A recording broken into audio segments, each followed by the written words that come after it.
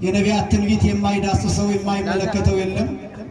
ልክ እንደ ወንዝ እየፈሰሰ እስከ ዓለም ፍጻሜ ድረስ እየተተረጎመ እየደረሰ እየተተገበረ እየታየ እየተገለጠ የሚኖር ነው እንጂ የሚቆም አይደለም። የነቢያት ትንቢት በአንድ በሁለት ብቻ የሚተረጎም አይደለም። ዘመንን ተከትሎ እስከ ዘመን ፍጻሜ ድረስ አብሮ የሚጓዝ ነው። እንደ ወንዝ እየፈሰሰ የሚሄድ ነው። ከዚያ ውስጥ አንዱ የልበ አምላክ ዳዊት መዝሙር 131 ሙሉ ቃል አንደኛ ነገረ ክርስቶስን ምስጢረ ሥጋዌን፣ ሁለተኛ ደግሞ ነገረ ማርያምን የትንሣኤንና የዕርገትን ምስጢር የያዘ ክፍል የሚባለው የዳዊት መዝሙር 131 ከቁጥር 1 ጀምሮ ያለው ነው። ለምሳሌ መዝሙር 131 ቁጥር 6 ጀምሮ ስንመለከት ናሁ ሰማዕናሁ በኤፍራታ ወረከብናሁ ውስተ ኦመ ገዳም ይላል። እነሆ በኤፍራታ ሰማ ነው፣ በቤተልሔም በግዕዘ ሕፃናት ሲያለቅስ ሰማ ነው ብሎ ዳዊት በቤተልሔም እንደተገኘ ሆኖ በአካል እንደነበረ ሆኖ በትንቢት ጆሮ የሰማውን በትንቢት አንደበት ተናግሮ አስቀምጦልናል። የክርስቶስን መወለድ የጌታን መምጣት በስፋት በጥልቀት ከጻፉና ከተናገሩ ነቢያት አንዱ ዳዊት ነው። ስለ እመቤታችን ስለ ቅድስት ድንግል ማርያም ትንሣኤና ዕርገትን በምስጢር ያስቀመጠልን ነቢይና ቅዱስ ንጉሥ ዳዊት ነው። ይሄ ክፍል መዝሙር 131 ቁጥር 8 ጀምሮ አቤቱ ወደ ዕረፍትህ ተነስ ይላል። ወደ ዕረፍትህ ተነስ ማለትን ማለት ነው የሚለውን ሐሳብ ካየን በኋላ የመቅደስ ታቦት የሚለውን እንመለከታለን። ወደ ዕረፍትህ ተነስ ማለት በአጭሩ ሲተረጎም ወደ ትንሣኤህ ና ማለት ነው። ዕረፍት ተብሎ የተጠራው ትንሣኤ ነው። የጌታችን የመድኃኒታችን የኢየሱስ ክርስቶስ ትንሣኤው ዕረፍት ተብሎ የተጠራው ለምንድን ነው ቢባል ከተነሳ በኋላ አይሞትም፣ መስቀል ተሸክሞ አይወድቅም፣ አይራብም፣ አይጠማም፣ አይደክምም፣ አይጎሳቆልም፣ ውሃ ስጡን ብሎ አይለምንም። በዚህ ምክንያት ትንሣኤው ዕረፍት ይባላል። ከዛ በኋላ አይደማም፣ አይገረፍም፣ ስለዚህ ትንሣኤው ዕረፍት ይባላል። ከዛ በኋላ አይሁድ አያሳድዱትም፣ ስለዚህ ትንሣኤው ዕረፍት ይባላል። ከዛ በኋላ አያዝንም፣ አይተክዝም፣ ስለዚህ ትንሣኤው ዕረፍት ይባላል። ከዛ በኋላ አይለምንም፣ አይጸልይም፣ ስለዚህ ትንሣኤው ዕረፍት ይባላል። ከዛ በኋላ ስደትና መንከራተት የለበትም፣ ስለዚህ ትንሣኤው ዕረፍት ይባላል። ጌታችን መድኃኒታችን ኢየሱስ ክርስቶስ ከሙታን ተለይቶ ከተነሳ በኋላ አንድም ቦታ አይሁዳውያን ክርስቶስን በመጥፎ ፈለጉት የሚል አታገኙም። ምክንያቱም ያለው በትንሣኤ ስለሆነ እርሱም አስቀድሞ ሲገልጠው እንደነበረ መስቀል ላይ ሆኖ ሁሉ ተፈጸመ ብሎ እንደተናገረ ከትንሣኤው በኋላ አይሁድ በመከራ በስቃይ አይፈልጉትምና በዚህ ምክንያት ትንሣኤው ዕረፍት ተብሎ ይጠራል። ስለዚህ ወደ ዕረፍት ተነስ ማለት ወደ ትንሣኤ ና ማለት ነው። ግን የልበ አምላክ ዳዊት አስደናቂው ንግግር አንተ ብቻ ሳይሆን የሚለው አንተና ነው የሚለው። ወደ ዕረፍት ተነስ የሚለው ወደ ትንሣኤ ና የሚለው አንተና ብሎ የመቅደስህ ታቦት ብሎ ይገልጣል። የመቅደስህ ታቦት ብሎ የሚገልጠውን ታቦት ብለን በቁሙ ብንተረጉመው ከዚህ ምስጢር ጋር የሚገናኝ አይደለም። ምክንያቱም ክርስቶስ ሞቶ ነው የተነሳው። የሚሞትና የሚነሳ ታቦት ግን የለም። ስለዚህ የመቅደስህ ታቦት ብሎ የተናገረው ስለሚሞትና ስለሚነሳ ታቦት ሳይሆን የምትሞትና የምትነሳ ጽላት ኢየሱስ ክርስቶስ ያደረባት አማናዊቷ እውነተኛዋ ታቦት እመቤታችን ቅድስት ድንግል ማርያምን የተመለከተ እንደሆነ እናያለን። ታቦት የዘመን መክፈያ ነው። 5500 ዘመን የሚባለው የሚቆጠረው በታቦቱ አማካኝነት ነው። ከአዳም ጀምሮ እስከ ኖህ፣ ከኖህ እስከ ሙሴ፣ ከሙሴ ጀምሮ እስከ እመቤታችን ያለው ዘመን የታቦት አከፋፈል ተብሎ ነው የሚታወቀው። የመጀመሪያው ታቦት ታቦተ ኖህ ተብላ ትጠራለች፣ የኖህ ታቦት። ሁለተኛው ታቦት ታቦተ ሙሴ ትባላለች፣ የሙሴ ታቦት ወይም የእስራኤል ታቦት። የመጨረሻዋ ታቦት እመቤታችን ቅድስት ድንግል ማርያም ናት። እሷም ደግሞ አማናዊት ታቦት ትባላለች። ከአዳም ጀምሮ እስከ ኖህ ያለው ዘመን 2256 ዘመን ነው። ከኖህ ጀምሮ እስከ ሙሴ ያለው ዘመን 1600 ዘመን ነው። ከሙሴ ጀምሮ እስከ እመቤታችን ያለው ዘመን 1644 ዘመን ነው። ይህ ዘመን አጠቃላይ ሲደመር 5500 ዘመን ይሆናል። በአስደናቂ ሁኔታ ይህንን 5500 ዘመን የሙሴ ታቦት በ5 ክንድ ተኩል ተወክሎ ዘመኑ ተቀምጦ ታቦት የሚቀረጸው ሸምሸር ሸጢን ከሚባል ከግራር እንጨት ከማይነቅዝ እንጨት ከማይበላሽ ከማይፈርስና ከማይበሰብስ እንጨት ነው ታቦት የሚቀረጸው። በዕብራይስጥ ቋንቋ ሸምሸር ሸጢን ይባላል፣ በአማርኛ ግራር ይባላል። ኦሪት ዘጸአት ምዕራፍ 25 ላይ ከቁጥር 10 ጀምሮ በስፋት ስለ ታቦት አቀራረጽ ተጽፏል። እና እግዚአብሔር ለሙሴ የነገረው ታቦቱን ቁመቱን 2 ክንድ ከስንዝር ታደርገዋለህ፣ ወርዱን ክንድ ከስንዝር ታደርገዋለህ፣ ርዝመቱን ደግሞ ክንድ ከስንዝር ታደርገዋለህ ብሎ እግዚአብሔር ነግሮታል። ይሄ ክንድ ከስንዝር ማለት 1 ክንድ ተኩል ማለት ነው። ይሄ 1 ክንድ ተኩል የሚለውና 2 ክንድ ተኩል የሚለው ሲደመር 5 ክንድ ተኩል ይሆናል። ይሄ 5 ክንድ ተኩል 5500 ዘመንን ያሳያል። ታቦት ቀጥታ ትርጉሙ ሳጥን ማለት ነው፣ ማደሪያ ማለት ነው። እና ታቦት የሚለው የቃል ኪዳን ማደሪያ፣ የኪዳን ማስቀመጫ፣ የጽላት ማስቀመጫ፣ የታሪክ ማህደር፣ የታሪክ ማስቀመጫ፣ የነቢያት ትንቢት ማሳያ ማኖሪያ ማለት ነው ታቦት ማለት ነው። ግን ይሄ ታቦት ፍጻሜውን ያገኘው የማይፈርስና የማይበሰብስ ዘለዓለማዊ ሆኖ የተገለጠ ጌታችን መድኃኒታችን ኢየሱስ ክርስቶስ የዘላለም ሕይወትን ሰጥቶ የተወለደባት አማናዊቷ ድንግል 5500 ዘመን ሲፈጸም በዚህ ምድር ተከሰተች። ክብርና ምስጋና ለአምላካችን። እውነተኛዋ ታቦት ቅዱስ ኤፍሬም እንደገለጠው በውስጥ በአፋ በወርቅ የተለበጠች ታቦት፣ በንጽህና በቅድስና ያጌጠች የተሸለመች ታቦት፣ ኃጢአት ያልሰራች ታቦት፣ ነውር የሌለባት ታቦት፣ ያ ጽላት አካላዊ ቃል ኢየሱስ ክርስቶስ ያደረባት ታቦት፣ የተዳሰሰባት ታቦት፣ የተበላባት ታቦት፣ የተጠጣባት ታቦት፣ የተለበሰባት ታቦት፣ እንድንወርሰው በእሷ በኩል የተገለጠልን ታቦት አማናዊት ታቦት እመቤታችን ተገለጠች። የመቅደስህ ታቦት ብሎ የሚገልጣት እሱ ነው። በማይፈርስ መቅደስ የተገለጠችዋ የማታልፈዋ ታቦት እመቤታችን ቅድስት ድንግል ማርያም አንተና የመቅደስህ ታቦት ብሎ ትንሣኤዋን አስቀድሞ ገልጧል። ክብርና ምስጋና በእውነት ለአምላካችን። እንግዲህ ይቺ የመቅደስ ታቦት እንዴት እንደተነሳች በአጭሩ ታሪኩን አንስተን ምስጢሩን በጥቂቱ እንመለከታለን። እመቤታችን ቅድስት ድንግል ማርያም ታቦት ትባላለች። ነገር ግን ይህች ታቦት ሞት አግኝቷታል።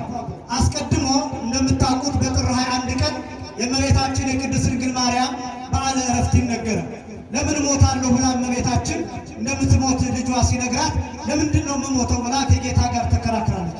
እና ጌታችን መድኃኒታችን ኢየሱስ ክርስቶስ ለእመቤታችን አንድ ነገር አሳይቷታል። አንቺ ስትሞች እነዚህ ነፍሳት ከሲኦል ይወጣሉ ብሎ ቁጥራቸውን እግዚአብሔር የሚያውቃቸውን ነፍሳት በሲኦል ውስጥ ያሉ ነፍሳትን ለእመቤታችን አሳይቶታል። ሁሉንም ነፍሳት አይደለም፣ ውስን ነፍሳትን፣ ቁጥራቸውን እግዚአብሔር የሚያውቃቸው ነፍሳትን፣ እነዚያን ነፍሳት አሳይቶ በአንቺ ሞት እነዚህ ከሲኦል ይወጣሉ ሲላት እመቤታችን ለእነዚህ ነፍሳት አይደለም 1 ጊዜ 7 ጊዜ ልሙት ብላ እመቤታችን ለመሞት ፈቃደኛ ሆነች። ልክ ክርስቶስ ለመሞት ፈቃደኛ ሆኖ በፈቃዱ እንደሞተ ሁሉ እመቤታችን የአምላክ እናት ናትና፣ ስለዚህ በፈቃዷ እግዚአብሔር አስፈቅዶ ፈቃዷን ጠይቆ እመቤታችን እንድትሞት ሆናለች። የእመቤታችን ፈቃድ ብቻ አይደለም የሚጠየቀው። ቅዱሳን ከብቃታቸው ከባለሟልነታቸው የተነሳ በምን አይነት ሞት መሞት ትፈልጋለህ ተብለው ይጠየቃሉ። ይመርጣሉ። ቅዱሳን ተገርፌ መሞት ነው የምፈልገው፣ ተሰቅዬ መሞት ነው የምፈልገው፣ ታምሜ መሞት ነው የምፈልገው፣ አውሬ በልቶኝ ነው መሞት የምፈልገው የሚሉ ቅዱሳን ብዙ ናቸው። ነገር ግን ያንን ሞታቸውንና አሟሟታቸውን እግዚአብሔር እንደተለየ ክብር አድርጎ እንዲቆጥርላቸው የሚነጋገሩ ቅዱሳን አሉ ከባለሟልነታቸው የተነሳ። እመቤታችንም የአምላክ እናት ናትና ባለሟልነቷም ከፍጡራን ከመላእክት ሁሉ በላይ ነውና፣ ስለዚህ እመቤታችን ቅድስት ድንግል ማርያም ለእነዚህ 1 ጊዜ አይደለም 7 ጊዜ ልሙት ብላ ፈቃዷን ስትሰጥ አስቀድማ ፈቃዷን ስትሰጥ ቃል ሥጋ እንደሆነ ሁሉ አሁንም ፈቃዷን ስትሰጥ ሞት ወደ እርሷ መጣ። ያን ጊዜ እመቤታችን ቅድስት ድንግል ማርያም እንደ ማንኛውም ሰው በሞተ ሥጋ ነፍሷ ከሥጋዋ ተለየች። ያን ጊዜ ሐዋርያት ተሰብስበው ስለነበረ እመቤታችንን ለመቅበር ቦታ አዘጋጅተው መቃብር ቆፍረው በነበረበት ጊዜ የእመቤታችንን መሞት አይሁዳውያን በሰሙ ጊዜ ልጇ ሞትኩ ተነሳሁኝ አረኩኝ እያለ ዓለሙን ሁሉ እያሳተ ኖረ። አሁን ደግሞ እናቲቱ ሞትኩኝ ተነሳሁኝ አረኩኝ እያለች ዓለሙን እያሳተች እንዳትኖር አስቀድመን ሥጋዋን አቃጥለን ወደ አመድነት እንቀይር ብለው ተነሱ ይላል። አይሁዳውያን መክረው ያንን ምክር ተግባራዊ ለማድረግ ታውፋንያ የሚባል ሰው መጥቶ የእመቤታችን የከበረ አካሏ ያለበትን መሸከሚያ አልጋ ሲነካ መልአክ የታዘዘ መልአክ መጥቶ 2 እግሩን በሰይፍ ቀጣው ቆረጠው ይላል። ያን ጊዜ እመቤታችን ቅድስት ድንግል ማርያም ጸልያ እጁ እንዲመለስለት አድርጋ ሐዋርያት ተበትነው ነበርና ያን ጊዜ መላእክት መጥተው ከቅዱስ ዮሐንስ ወንጌላዊ ጋር የእመቤታችን የቅድስት ድንግል ማርያምን የከበረ አካሏን በዕፀ ሕይወት ስር አሳረፏል። ታሪኩ ዋናው ታሪክ የሚጀምረው ከዚህ ነው። የእመቤታችን የቅድስት ድንግል ማርያም ሥጋ መሬት ላይ እንዳያርፍ እግዚአብሔር ስለወደደ በዕፀ ሕይወት በገነት ዛፍ ስር እንዲቀመጥ አደረገ። ይህ ዕፀ ሕይወት የሚባለው የሕይወት ዛፍ የሚባለው ነው። ፍሬውን የበሉት እንደሆነ በሕይወት የሚያኖር ሞትን የማያመጣ ሰውነት ሥጋ እየታደሰ እንዲኖር የሚያደርግ ነው የሕይወት ዛፍ የሚባለው። በገነት ለአዳም የተሰጡት 3 ዕፅዋት አሉ። አንዱን ብላ አለው፣ አንዱን ጠብቅ አለው፣ አንዱን ብላም አትብላም አላለው። ብላ ያለው ምግቡን ነው። ጠብቅ ያለው ዕፀ በለስን ነው። ብላም አትብላም ያላለው ዕፀ ሕይወት ነው። ይሄ ዕፀ ሕይወት ተብሎ የሕይወት ዛፍ ተብሎ የሚጠራው ዛፍ ከስሩ 4 ወንዞች ይፈልቁበታል። ኤፌሶን፣ ግዮን፣ ጤግሮስ፣ ኤፍራጥስ የሚባሉ ወንዞች የሚፈሱበት ነው። እነዚህ ወንዞች አርእስተ አፍላግ ተብለው ይጠራሉ። የወንዞች ራሶች፣ የወንዞች አለቆች ይባላሉ። ወንዞች ሁሉ ከዚህ የወጡ አይደሉም። ባህሩ ውቅያኖሱ ሁሉ የሚባረከው በእነዚህ ወንዞች አማካኝነት ነው። ገነት ቀሌምንጦስ ሲገልጥ 15 አህጉራት አሏት ይላል። ከፍ ያለች ተራራ ናት ይላል። በመልአኩ ክንድ 15 ክንድ በምስራቅ በኩል ከመሬት ከፍ ብላ ተራራ ሆና እንደ ፎቅ ሆና የተቀመጠች ምድር ናት ይላል። ለምለም ናት። ብዙ እጽዋት ያሉባት ናት። ነፍሳት የሚያመሰግኑባት የተለየች ቦታ ናት ይቺ ገነት የምትባለው። ይሄ ዕፀ ሕይወት ተብሎ የሚጠራው ቀጥታ ከአብ ዙፋን ጋራ ከሥላሴ ዙፋን ጋራ የተገናኘ ሕይወት የሚፈልቅበት ነው ዕፀ ሕይወት የሚባለው።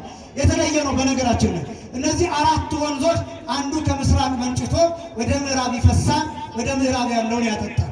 አንዱ ከምዕራብ ይመነጫል፣ ወደ ምስራቅ ይፈሳል፣ ወደ ምስራቅ ያለውን ያጠጣል። አንዱ ከሰሜን ይመነጫል፣ ወደ ደቡብ ይፈሳል፣ ወደ ደቡብ ያለውን ያጠጣል። ሌላኛው ከደቡብ ይወጣል፣ ወደ ሰሜን ይፈሳል፣ ወደ ሰሜን ያለውን ያጠጣል። እጽዋት በዚህ ምክንያት ለምለም ሆነው ይኖራሉ። እነዚህን አባቶቻችን ሲገልጧቸው ፈለገ ወይን፣ ፈለገ ሐሊብ፣ ፈለገ መዓር፣ ፈለገ ዘይት እያሉ ይጠሯቸዋል። የወይንና የወተት የዘይትና የማር ወንዝ ማለት ነው። አሁን እንደዚህ ማለት ወይንና ዘይት በእግዚአብሔር ዘንድ ቁም ነገር ኖሮት እንደዚያ ማለት አይደለም። ጣዕማቸው የተለየ ነው ለማለት ነው። እነዚህ ወንዞች ወደ ምድር ከመጡ በኋላ ልሙጥ ይሆናሉ። ቀለማቸው እንደ ማንኛውም ቀለም፣ ጣዕማቸው እንደ ማንኛውም ውሃ ጣዕም ይሆናሉ። ምድርን ግን ዙረው ያጠጧታል። ለምሳሌ በሀገራችን ያለው አባይ ፈለገ ግዮን ተብሎ የሚጠራው አንዱ ከዕፀ ሕይወት ስር የሚመነጭ ነው። ነገር ግን የበቁ አባቶቻችን የበቁ ቅዱሳን ይህንን ውሃ ሲጠጡት ጣዕሙ የሚሰጣቸው ቀለሙም የሚታያቸው በገነት ካለው በዕፀ ሕይወት ከሚመነጨው ውሃ ጋር ከዚያ ጋር እኩል ነው ጣዕሙ የሚሆንላቸው። የእመቤታችን ሥጋ ያረፈው በዚህ በሕይወት ዛፍ ስር ነው። ክብርና ምስጋና ለአምላካችን ይሁን። ይህ ዕፀ ሕይወት የእመቤታችን የቅድስት ድንግል ማርያም ሥጋ እንዲያርፍበት ምክንያት የሆነው ለምንድን ነው ቢባል ተከልክለን ነበር። ተከልክለን ብቻ ሳይሆን አዳም ከበደለ በኋላ የሕይወት ዛፍ ፍሬን እንዳይበላ ከገነት የወጣበት ምክንያት ይሄ ነበር። በደንብ ስሙ። ኦሪት ዘፍጥረት ምዕራፍ 3 ቁጥር 24 ላይ ወአዘዞሙ ለሱራፌል ወኪሩቤል ዘውስተ እደዊሆሙ ሰይፈ እሳት እንተ ትትመያየ ከመ ኢይብአ አዳም ከመ ይቀቡ ፍናወ ዕፀ ሕይወት ከመ ኢይብአ አዳም ታቢሎ ይላል። ሱራፌልንና ኪሩቤልን በእጃቸው የምትገለባበት የእሳት ሰይፍ ሰጣቸው ይላል። ለምን ቢባል ወደ ዕፀ ሕይወት ወደ ሕይወት ዛፍ የሚወስደውን መንገድ እንዲጠብቁ ይላል። ማን እንዳይገባ ቢሉ አዳም ተደፋፍሮ እንዳይገባ ይላል። ሥላሴ የተናገሩት ወይም እግዚአብሔር የተናገረው አንድ ቃል ነው። አዳም ከበደለ በኋላ እጁን ወደ ዕፀ ሕይወት ዛፍ ወደ ዛፉ ወደ ሕይወት ዛፍ ፍሬ እንዳይሰድና ከፍሬው በልቶ በሕይወት እንዳይኖር አዳም ከዚህ መውጣት አለበት ነው ያለው እግዚአብሔር። ተመቅኝቶ ነው ወይ እግዚአብሔር? ቀንቶ ነው ወይ እግዚአብሔር? እንዲህ ያለው ለምንድን ነው ቢባል ምስጢሩ አዳም የሕይወት ዛፍ ፍሬን ከበላ በሕይወት ይኖር። ችግሩ በሕይወት መኖሩ አይደለም። አዳም በድሏል። በሰውነቱ ላይ ኃጢአት አለ። በሰውነቱ ላይ ነውር አለ። በሰውነቱ ላይ መርገም አለ። ስለዚህ አዳም የሕይወት ዛፍ ፍሬን በልቶ ከነ መርገሙ በሕይወት እንዳይኖር አስቀድሞ እግዚአብሔር ከነ መርገሙ ከገነት እንዲወጣ አደረገው። ከዚያ የሕይወት ዛፍ እመቤታችንን በምድር ላይ ተከለ። ክብርና ምስጋና ለአምላካችን። የሕይወት ዛፍ በምድር ላይ አንቀጸ ብርሃን ድርሰቱ ይተረጉመዋል። አንቲ ውእቱ ዕፅ ቡሩክ ዕፀ ሕይወት ወዕፀ መድኃኒት ህየንተ ዕፀ ሕይወት ዘውስተ ገነት ይላታል እመቤታችን። አንቺማ የተባረክሽዋ ዛፍ ነሽ። በገነት ስለነበረው የሕይወት ዛፍ ፋንታ በምድር ላይ የሆንሽልን የሕይወት ዛፍ አንቺ ነሽ። ከሕይወት ዛፍ ከአንቺ የሚወጣውን ፍሬ ኢየሱስ ክርስቶስ ነው። ይህንንም ፍሬ የሚበላ የዘላለም ሕይወትን ይኖራል ብሎ ቅዱስ ያሬድ ተርጉሞ አስቀምጦታል። ይህንን ለማጠየቅ የከበረ ሥጋዋ በዕፀ ሕይወት ስር እንዲያርፍ አደረገ። በጣም ደግሞ የሚደንቅ ነገር ልንገራችሁ። ወደዚህ ወደ ዕፀ ሕይወት የሚወስደው ወደ ሕይወት ዛፉ የሚወስደው መንገድ በጌቴሴማኒ በኩል አድርጎ የሚወስድ ነው። ይህንንም ቀሌምንጦስ ሲናገር ገነት 3 ደጆች ወይም 3 በሮች አሏት ብሎ ይናገራል። 3 በሮች አሏት። አንዱ በር በጌቴሴማኒ ነው። ጌታችን መድኃኒታችን ኢየሱስ ክርስቶስ ሐሙስ ማታ ይጸልይበት የነበረበት ስፍራ መልአኩ ሰይፍ ይዞ የቆመበት ቦታ ወደ ሕይወት ዛፍ የሚወስደው አዳምና ሔዋን የተባረሩበት የወጡበት ቦታ ክርስቶስ 3 ዓመት ከ3 ወር በአዳም ተገብቶ ደጅ የጸናበት የጸለየበት ቦታ ነው። ከዚያስ ጊዜው ሲደርስ ግን ወአስተርአዮ መልአክ ዘኢፄንኦ ብሎ ቅዱስ ሉቃስ ይገልጠዋል። ያበረታው መልአኩ ታየው። ያ መልአክ የትኛው መልአክ ነው ቢባል ያ ሰይፍ ይዞ የሚጠብቀው መልአክ ነው። ያ ሰይፍ ይዞ የሚጠብቀው መልአክ ጌታን ያናገረው ለምንድን ነው ቢሉ አዳም መስሎታል። ምን እያለው ነው ቢሉ የምትገባበት ጊዜ ደርሷን እያለ አበረታው። ለምን? በሩ በዚያ በኩል ነው። ክርስቶስም እንዲህ ብሎ እንደገለጠ የዮሐንስ ወንጌል ምዕራፍ 14 ቁጥር 6 ላይ እኔ መንገድ እውነት ሕይወት ነኝ ብሎ እንደገለጠው መላእክት የእሳቱን ሰይፍ ጥለው እኛ እንድንገባ ክርስቶስ ወደዚህ ምድር መጥቶ አዳምና ልጆቹ ወደ ገነት ይዟቸው ገባ። ክብርና ምስጋና ለስሙ አጠራሩ ይሁን። መንገዱን ከፈተው፣ ጎዳናውን ከፈተው። የእሳት ሰይፍ ቀረ። በስራ መግባት፣ በመስዋዕት መግባት፣ ንስሐ በመግባት ሥጋውን ደሙን በመቀበል መግባት፣ በማገልገል መግባት፣ በቸርነት መግባት፣ በማመን መግባት ተፈቀደልን። አሁን እዚያ ደጅ መልአክ የሚቆም መልአክ የለም። የገነት ደጅ ላይ የሚቆም የሚታይ የእሳት ሰይፍ የለም። ስራ ከሰራን ንስሐ ከገባን ካመንን ሥጋውን ደሙን ከተቀበልን ሁላችን ያለ ከልካይ ቀጥ ብለን እንገባለን። ክብርና ምስጋና ለአምላካችን ይሁን። ያ የሕይወት ዛፍ የእመቤታችን የቅድስት ድንግል ማርያም የከበረ አካል አረፈበት። የመጀመሪያው ምስጢር ይሄ ነው። ተከልክለን ነበር። ቅዱስ ኤፍሬም ይህንን ይተረጉማል በሐሙስ ውዳሴ ማርያም በእንተ ሔዋ ተአጽኦ ኆኅተ ገነት ወበእንተ ማርያም ድንግል ተርኅወ ለነ ዳግመ ከፈለነ ንብላ በዕፀ ሕይወት ዘውቱ ሥጋው ለክርስቶስ ወደሙ ክቡር እያለ ይተረጉማል። በሔዋን ክፋት ምክንያት የገነት በር ተዘጋብን። ዳግመኛ ስለ ማርያም ድንግል ተከፈተልን። ዳግመኛ የሕይወትን ዛፍ እርሱም ሥጋውን ደሙን እንድንበላ አደለን። ክብርና ምስጋና ለስሙ አጠራሩ ይሁን። ይህንን ለማጠየቅ እግዚአብሔር በእርሷ ምክንያት ነው ሥጋ ደም ያገኛችሁት ለማለት የምትበሉት የምትጠጡት ሥጋና ደም ከእርሷ የነሳው ሥጋና ደም ነው ለማለት የእመቤታችንን የቅድስት ድንግል ማርያምን የከበረ ሥጋዋን በዕፀ ሕይወት ስር አሳረፉ። አንደኛ። ሁለተኛ በዕፀ ሕይወት ዛፍ ስር የእመቤታችን አካሏ ሥጋዋ ያረፈበት ምክንያት በዕፀ ሕይወት ስር ያረፈ አካል አይፈርስም፣ አይበሰብስም፣ አይደርቅም፣ አይሸትም፣ አይከረፋም። እንደነበረ እንደ ትኩስ ሬሳ ሆኖ ነው የሚቆየው። መልአክ አምጥቶ ለሐዋርያት ሲሰጣቸው የእመቤታችንን አካልን ልክ እንደዚያው ዕለቱኑ እንደ ሞተች አይነት ሆነው ነው አካሏን ያገኙት። ያ እንዲሆን የእመቤታችንን የቅድስት ድንግል ማርያምን አካል በሕይወት ዛፍ ስር በገነት መላእክት አስቀመጡት። ነገር ግን ሐዋርያት ጥለው ተበትነው ስለነበረ እጅግ በጣም እያዘኑ ቅዱስ ዮሐንስ ወንጌላዊ መጥቶ አካሏ ያረፈበትን ቦታ አይቶ ስለነበረ መላእክት በገነት ከዕፀ ሕይወት ዛፍ ስር አስቀምጠዋታል ብሎ መልአኩ ዮሐንስ ነገራቸው ለሐዋርያት። ነገር ግን መንፈሳዊ ቅናት አደረባቸው። ዮሐንስ አይቶ እኛ ሳናይ እንዴት እንቀራለን?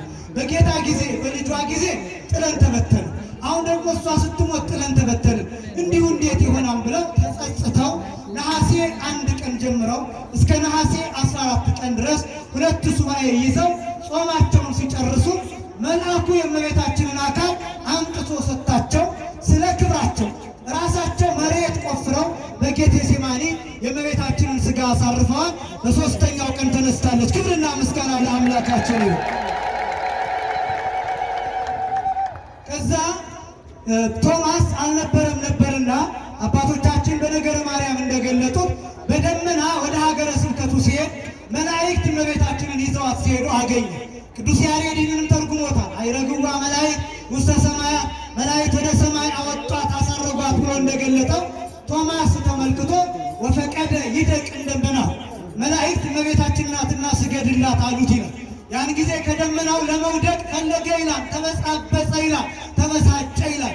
ቀድሞ ልጅሽ ከብርሃነ ትንሣኤው ለየኝ፣ ደግሞ አንቺ ከትንሣኤሽ ትለይኛለሽ ብሎ አዘነ ይላል። ያን ጊዜ እመቤታችን እንዲህ አለችው፣ አይዞ እነሱ ትንሣኤን እርገቴን አላዩ፣ አንተ ግን ትንሣኤን አይተሃልና ስለዚህ ትበልጣቸዋለህ ብላ ለምስክር እንዲሆን መጽሐፈ ኪዳኑንና የተገነዘችበትን ሰበን እመቤታችን ለቶማስ ሰጠችው። ቶማስ ያንን ይዞ ወደ ሐዋርያት መጣ። ለሐዋርያት ይህንን ሳያሳይ እመቤታችን እንዴት ሆነች አላቸው። በጥር ሞተች፣ በነሐሴ ቀበርናት አሉት። ሞት በጥር በነሐሴ መቃብር፣ እኔም አላምን እንዲህ ያለውን ነገር እንዴት እንደዚህ ይሆናል አላቸው። ያን ጊዜ ጴጥሮስ ተናዶ ሁልጊዜ ትጠራጠራለህ፣ የጌታን ትንሣኤ ተጠራጥረህ ጎኑን ብትነካ እንደ እሳት አቃጠለህ፣ ደግሞ ዛሬ እመቤታችንን ትንሣኤ ትጠራጠራለህ፣ ሞቷንስ ትጠራጠራለህ ብሎ ወነሳ መክርዮ ይላል። መቆፈሪያውን አንስቶ ሂዶ መቃብሩን ቆፍሮ ሊያሳይ ወደ መቃብሩ ሲሄድ መቃብሩ ባዶ ነው። እመቤታችን ተነስታለች። ክብርና ምስጋና ለአምላካችን ይሁን። ቶማስ እኔማ አታምኑኝም ብዬ ነው አስቀድሜ ያልነገርኳችሁ እንጂ ብሎ የእመቤታችን የቅድስት ድንግል ማርያምን የገነዙበትን ሰበን አውጥቶ ይኸው እመቤታችንን የገነዛችኋት በዚህ አይደለምን አለው። አዎን አለ። ያን ጊዜ ሰበኗን አንስተው አማን በአማን ተንሥአት እመብርሃን እምነ ሙታን፣ እውነት በእውነት እመቤታችን ከሙታን ተለይታ ተነስታለች ብለው አመሰገኗት። ክብርና ምስጋና ለአምላካችን። በጣም የሚገርማችሁ ደግሞ ይህንን የዓይን ምስክር ልንገራችሁ። ለአገልግሎት ወደ አውሮፓ ሄጄ ስዊድን የሚባል ሀገር እስካሁን ድረስ ህንዶችና የሶሪያ አብያተ ክርስቲያናት ቶማስ የተቀበለውን ሰበን ሐዋርያን ለ12 የተከፋፈሉትን ሰበኗን የሰበኑን ቁራጭ እስከ ዛሬ ድረስ ልክ እንደ ታቦት በየቤተ ክርስቲያኑ ይጠቀሙበታል። እና አንድ በእመቤታችን በቅድስት ድንግል ማርያም ስም የታነጸ የሶሪያ ቤተ ክርስቲያን ለመጎብኘት እጄ ካሳዩኝ አንዱ የሚያስደንቅ ነገር የእመቤታችን የቅድስት ድንግል ማርያምን የሰበኗ ቁራጭ ነው። ይህ ምን ይመስልሃል አለኝ ቄሱ። እኔ አላውቅም አልኩት። በእናንተ የለም ወይ? የለም ወይ አለ። እንዲህ አይነት ነገር በእኛ የለም አልኩት። በእኛ ግን አለ። ይሄ ማለት ቶማስ ለሐዋርያት የሰጣቸው ከእመቤታችን የተቀበለው የተገነዘችበት ሰበን ነው። ያ ሰበን በየትንሹ በጣም በትንሹ እየተቆራረጠ ቤተ ክርስቲያን በሚሰራበት ቦታ ሁሉ ይላካል። ልክ እንደኛ እንደ ታቦት በየቤተ ክርስቲያኑ በመንበሩ በከበረ ቦታ ይቀመጣል። ይህ እመቤታችን የተገነዘችበት ነው ሰበን ብሎ አሳየኝ። ክብርና ምስጋና በእውነት ለአምላካችን ይሁን። በህንዶችና በሶሪያ አብያተ ክርስቲያናት የተለመደ ነው። ያን ጊዜ ቅዱስ ጴጥሮስ ሰበኑን የሊቀ ሐዋርያት የሐዋርያት አለቃ ነውና ባርኮ ለ12 ከፋፍሎ ሐዋርያት ድዊ እየፈወሱበት ሙት እያነሱበት ኖረዋል። ከዛ ሐዋርያት በዓመቱ ዮሐንስ ወንጌላዊ ንዑ ንጹም ክሌተ ሰሙነ፣ ኑና 2 ሳምንት እንደ ዛሬ ዓመቱን ንጹም አላቸው። መጀመሪያ ለመቅበር ስጋዋን ለማግኘት ነበር የጾሙት። ከዛ ግን ትንሣኤዋን ሳያዩ ቀሩ። እንደገና በሁለተኛው ደግሞ ትንሣኤዋን ለማየት ብለው ንዑ ንጹም ክሌተ ሰሙነ ነው 2 ሳምንት ንጹም ባላቸው መሰረት 14 ቀናት በዓመቱ ሐዋርያት ተሰብስበው ጾሙ። ያን ጊዜ ከጾማቸውን ከጨረሱ በኋላ በጨረሱ በ3ኛው ቀን በዛሬው ዕለት ነሐሴ 16 ቀን እመቤታችን ቅድስት ድንግል ማርያም ከልጇ ጋር ሆና በክብር ለሐዋርያት ተገለጠችላቸው። ክብርና ምስጋና ለአምላካችን ይሁን። ከዛም ጌታችን መድኃኒታችን ኢየሱስ ክርስቶስ እመቤታችን ቅድስት ድንግል ማርያምን አቅርቦ ሐዋርያትንም ሰብስቦ ቅዱሳንን ሁሉ ጠርቶ እነ ቅዱስ እስጢፋኖስ ሌሎቹም ቅዱሳን ባሉበት ቅዱስ ሥጋውንና ክቡር ደሙን ለሐዋርያት ለሐዋርያት ሰጣቸው። እመቤታችን ቅድስት ድንግል ማርያምም ተገልጣ ለሐዋርያት በዚህች ቀን ሥጋዬን እንደ ሥጋ የልጄን ሥጋና ደም የተቀበለ ይከብራል ብላ ቃል ኪዳን ሰጣቸው። ሐዋርያት እያዩአት ወደ ሰማይ አረገች። ክብርና ምስጋና ለአምላካችን ነው። አሁን እዚህ ላይ ትንሽ ደቂቃ ብቻ የምወስደው ትንሣኤና ዕርገትን በተመለከተ የእመቤታችን የቅድስት ድንግል ማርያም ትንሣኤ ከመጽሐፍ ቅዱስ አንጻርና ከሊቃውንት ሐሳብ ከዓይን እማኝ ማረጋገጫ አንጻር እነዚህን ነጥቦች ብቻ በፍጥነት አሳይቼ እጠቀልላለሁ። በጣም ብዙዎች ስለ እመቤታችን ስለ ቅድስት ድንግል ማርያም ትንሣኤና ዕርገት ስንናገር ተረት የሚመስላቸው፣ ተራ ታሪክ የሚመስላቸው፣ ልብ ወለድ የሚመስላቸው፣ የፈጠራ ታሪክ የሚመስላቸው ወይም ደግሞ እመቤታችንን ስለምንወዳት ዝም ብለን ፈጥረን እሷማ እንዲህ አይደለችም ብለን የምንናገር የሚመስላቸው ብዙዎች ናቸው። እነዚህ ወንድሞች ምስኪኖች ናቸው፣ እናዝንላቸዋለን። የምናዝንላቸው ባለማወቃቸው ነው። ያላወቁት ደግሞ ትንሣኤና ዕርገት ምን እንደሆነ ነው። ትንሣኤ በነገራችን ላይ ከሞት ጋር የሚያያዝ ጽንሰ ሐሳብ አይደለም። ትንሣኤ በወጣቶቹ ቋንቋ ኢንላይትመንት የሚባለው ነው፣ አብርሆት የሚባለው ነው። 5 አይነት የትንሣኤ አገላለጽ አለ። አንደኛው የጌታ ትንሣኤ፣ ሁለተኛው የእመቤታችን ትንሣኤ፣ ሦስተኛው የልቡና ትንሣኤ፣ አራተኛው የነ አልዓዛር ትንሣኤ፣ አምስተኛው የጉባኤ ትንሣኤ የሚባል ነው። በእነዚህ በ5ቱ ጽንሰ ሐሳብ ይነገራል። በተለይ ደግሞ ትንሣኤ ልቡና፣ የልቡና ትንሣኤ ተብሎ የሚጠራው ዋናው የትንሣኤ መሰረት የልቡና ትንሣኤ ነው። የህሊና ትንሣኤ፣ የአእምሮ ትንሣኤ፣ የአመለካከት ትንሣኤ፣ የአስተሳሰብ ትንሣኤ፣ የሃይማኖት ትንሣኤ፣ የመንፈሳዊነት ትንሣኤ። ለምሳሌ ንስሐ መግባት ትንሣኤ ነው። ሥጋውን ደግሞ መቀበል ትንሣኤ ነው። አሁን ያለንበት ሁኔታ ትንሣኤ ነው የሚመና። አሁን እኛ በእግዚአብሔር ቁመን ያለነው ተነስተን ነው። ደግሞ ትንሣኤ የግለሰብ ትንሣኤ፣ የማህበረሰብ ትንሣኤ ተብሎ ይጠራል። የግሩፕ ትንሣኤ ነው። ይህንን ብነግራችሁ እጅግ በጣም ሰፊ ጊዜ ይፈልግብኛል። የግለሰብ ደግሞ ትንሣኤ አለ። አንድ ሰው ብቻውን ንስሐ ገብቶ ሥጋውን ደሙን ሲቀበል የግለሰብ ትንሣኤ ይባላል። የግሩፕ ትንሣኤ የሚባለው ቤተሰቡ አንድ ላይ ተጠምቆ አምኖ ሥጋውን ደሙን ሲቀበል ያ የህብረተሰብ ትንሣኤ፣ የማህበረሰብ፣ የግሩፕ፣ የቡድን ትንሣኤ ተብሎ ይጠራል። ልክ እንዲህ ተሰብስበን ስናነግስ ስናከብር የማህበረሰብ ትንሣኤ፣ የህዝብ ትንሣኤ፣ የብዙ ሰው ትንሣኤ ይባላል። በነገራችን ላይ ይሄኛውን ትንሣኤ ካልተነሳን ያኛውን ትንሣኤ ብንነሳ አይጠቅመንም። ይሄኛው ትንሣኤ በዮሐንስ ወንጌላዊ በራእዩ እንዲህ ተብሎ ተገልጧል።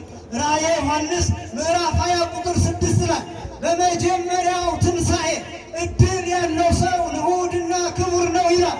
እሱ ብቻ ነው ብፁዕ። በመጀመሪያው ትንሣኤ ያኛው የጉባኤ ትንሣኤ ሁለት አይነት ነው። አንደኛው የክብር ትንሣኤ፣ ሁለተኛው የፍርድ ትንሣኤ፣ ለሞት የሚሆን ትንሣኤ፣ እንደገና ለመሞት ለዘላለም ሞት ለዘላለም ጥፋት የሚሆን ትንሣኤ። የክብር ትንሣኤ የሚባለው ደግሞ ለዘላለም ሕይወት የሚሆነው ትንሣኤ ነው። የተከበራችሁ ክርስቲያኖች እመቤታችን ቅድስት ድንግል ማርያም የልቡናን ትንሣኤ ቀድማ የተነሳች ናት። ክብርና ምስጋና ለአምላካችን ይሁን። የልቡናን ትንሣኤ ማንም ነው የምላችሁ እመቤታችን ቅድስት ድንግል ማርያም ከመቃብር መነሳቱ አይደለም የሚገርመው፣ ከሞት መነሳቱ አይደለም የሚገርመው፣ ከኃጢአት መውጣቱ አስቀድሞ ኃጢአት ያልሰራች መሆኗ፣ ለኃጢአት የሞተች ለጽድቅ የተነሳች መሆኗ አስገራሚ ነው። ራሱ ጌታችን እንዲህ ብሎ እንደገለጠው የዮሐንስ ወንጌል ምዕራፍ 5 ቁጥር 24 ላይ ቃሌን የሚሰማ የላከኝንም የሚያምን እርሱ ሞት አያገኘውም፣ ከሞት ወደ ሕይወት ተሻገረ እንጂ አለ። እመቤታችን ቃሉን ሰምታለች፣ በላከውም አምናለች። መልአኩ ቅዱስ ገብርኤል ለእግዚአብሔር የሚሳነው ነገር የለም ሲላት እንዳልከኝ ይሁንልኝ ብላ አምና አሳይታናለች። ክብርና ምስጋና ለአምላካችን ይሁን። ማንም እንደ እመቤታችን ያመነ የለም። እንደ እመቤታችን እንዳውም ቅዱስ ቄርሎስ ይህንን ሲተረጉም ወኮነ መራሂተ ለሃይማኖት አባይ ይላታል። ለታላቁ ሃይማኖት መሪ ሆነች ነው የሚላ። መሪ ለመንግሥተ ሰማያት የምትባለው በማመን ነው። ይኸውላችሁ ዘካርያስና ኤልሳቤጥ በነበሩበት ዘመን ነው እመቤታችን የተገኘችው። ዘካርያስ ከሚስትህ ትወልዳለህ ሲባል አላምን ብሎ ዱዳ ሆኖ ተመለሰ። እመቤታችንስ ያለ ወንድ ዘር ትጸንሻለሽ፣ መንፈስ ቅዱስ ያድርብሻል ስትባል አምና ተመለሰች። ከዛስ ኤልሳቤጥ እንዲህ ብላ መሰገነቻት። ወብፅዕት አንቲ እንተ ተአምኒ ከመ ይከውን ቃል ዘነገሩኪ እምኀበ እግዚአብሔር። ከእግዚአብሔር የተነገረልሽ ቃል እንደሚፈጸምልሽ ያመንሽ አንቺ ብፅዕት ነሽ ብላ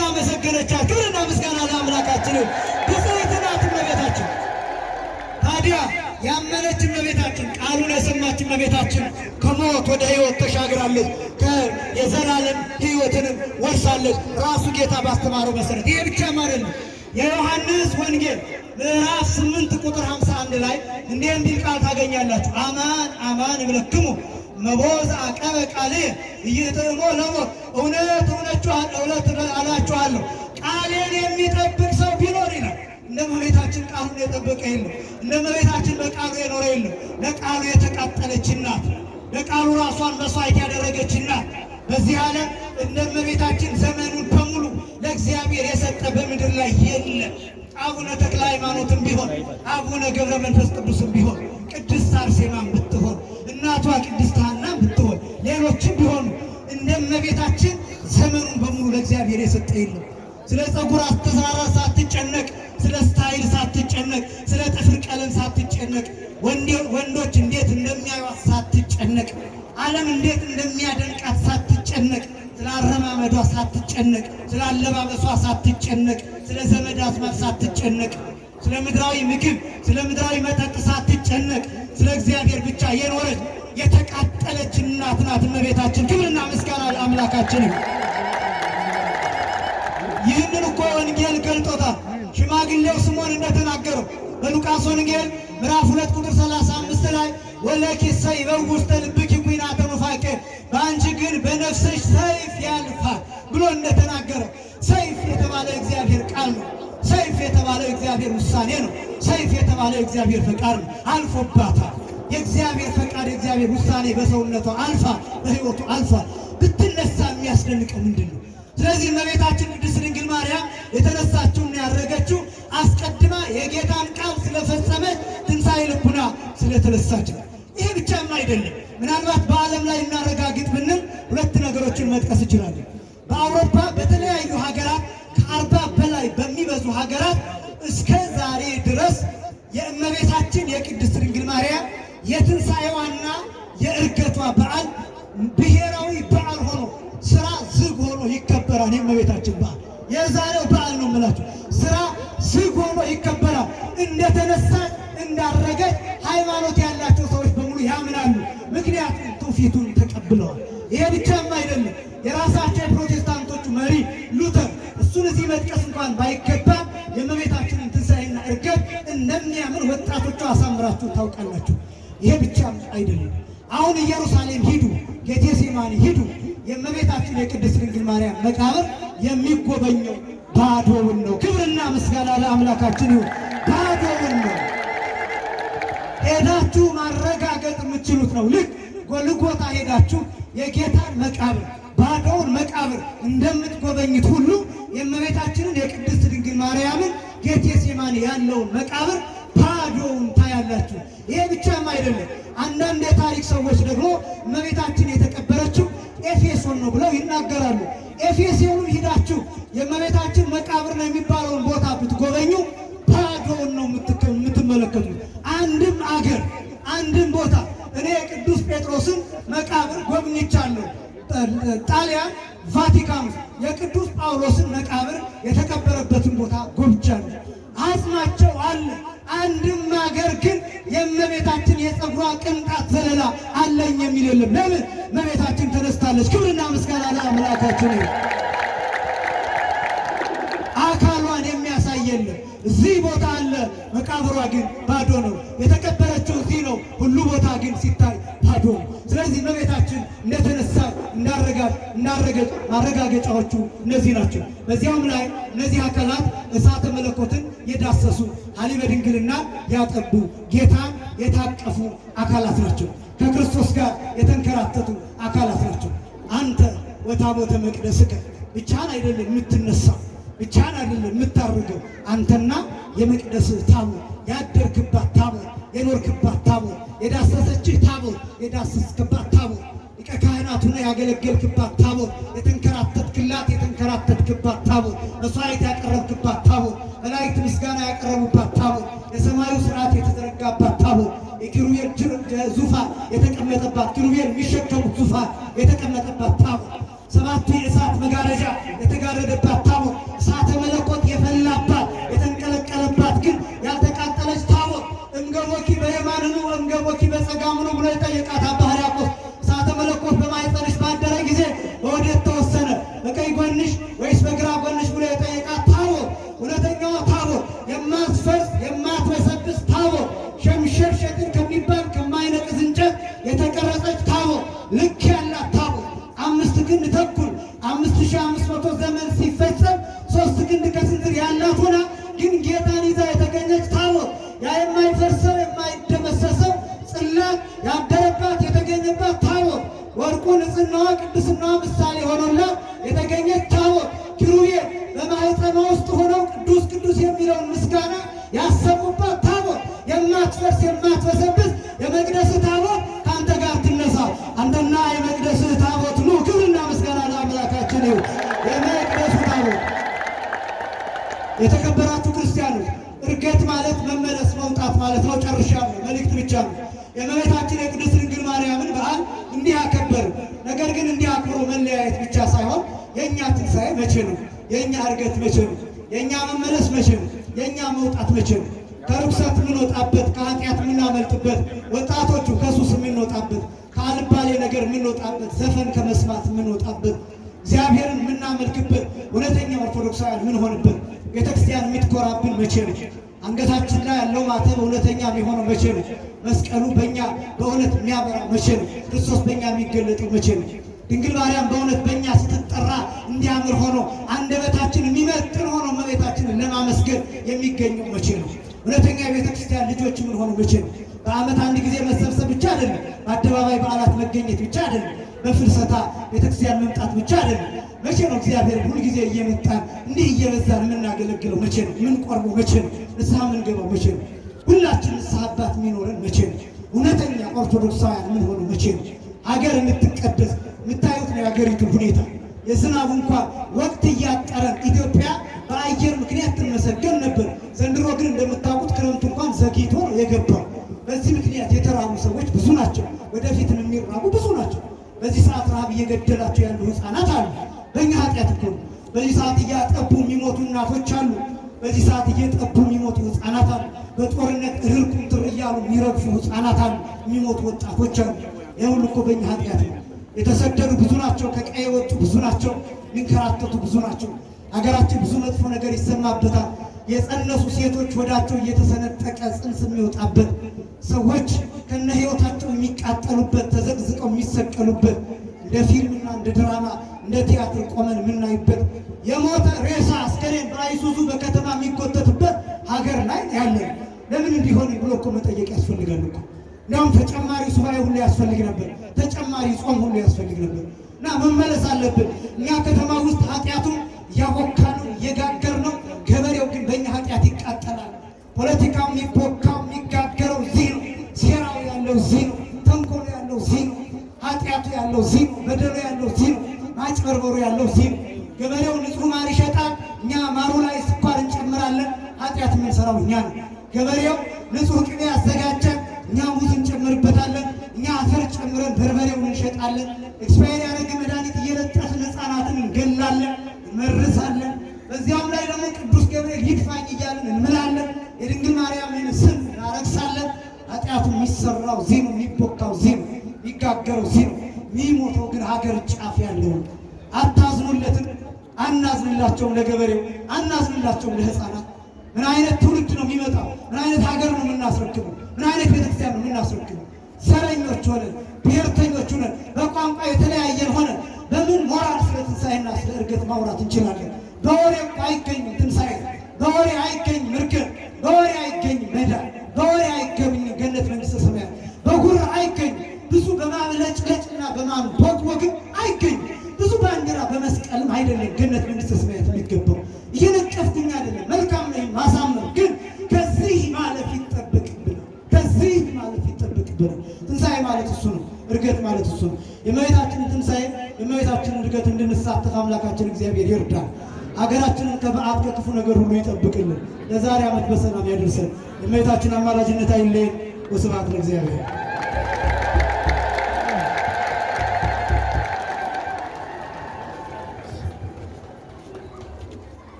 ያስተማረን የመከረን የገሰጸን አምላካችን ስሙ ለዘላለም የተመሰገነ ይሁን።